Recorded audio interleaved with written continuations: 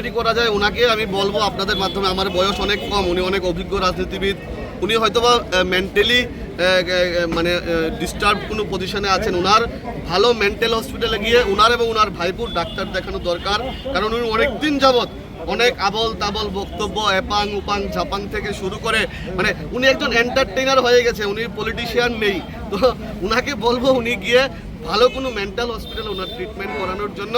এবং ওনার আমরা সংবিধান পড়েছি, দেখেছি, এখানে হারলে ওনার রিজাইন করতে হবে এরকম কোনো বিষয় নেই। অলরেডি রাজ্যপাল ওনার হাতে ক্ষমতা নিয়ে নিয়েছে, আগামীকাল নতুন সরকারের শপথ গ্রহণ।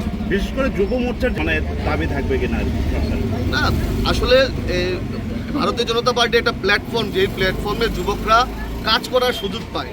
আমার মতন সাধারণ ঘরের যুবক একমাত্র ভারতীয় জনতা পার্টির জন্য আমি এই কম বয়সে বিধায়ক হিসাবে কাজ করার সুযোগ পেয়েছি এবং যুবকরা মুখিয়ে আছে ভারতীয় জনতা পার্টির মধ্যে কাজ করার জন্য।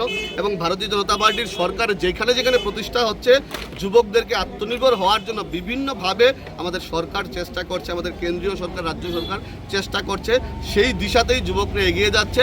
এবং প্রচুর পরিমাণে যুবক যুবতী ভাই বোনেরা ভারতীয় জনতা পার্টির সঙ্গে আছে। এটা পলিটিক্যাল মিছিলেই হেঁটে থাকুক বা সোশ্যাল মিডিয়ার মাধ্যমে থাকুক, বিভিন্নভাবে ভারতীয় জনতা পার্টির পাশে এই দেশের, এই রাজ্যের এবং বিভিন্ন রাজ্যের